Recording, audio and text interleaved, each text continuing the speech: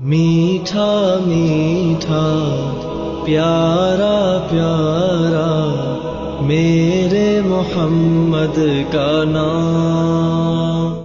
بہترین صدقہ جاریہ حاصل کرنے کے لیے اس ویڈیو کو شیئر کرنا مت بھولیں۔ جزاک اللہ۔ سائل ہے شعیب احمد، جس کا تعلق ہے ضلع بدین سے۔ اس کا سوال یہ ہے کہ نماز عصر اور فجر کے بعد قضا نماز ادا کرنا درست ہے؟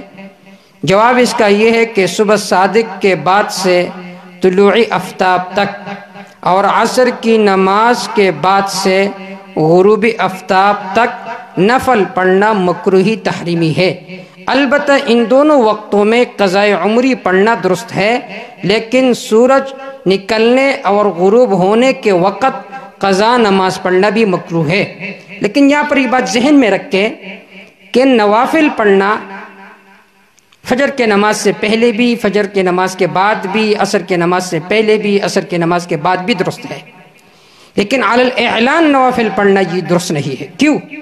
اس لیے کہ اس میں اظہار معصیت ہے، لہٰذا آپ پڑھے لیکن گھر میں چھپ کر پڑھے یا کسی اور جگہ پڑھے تاکہ لوگ اس پر مطلع نہ ہو۔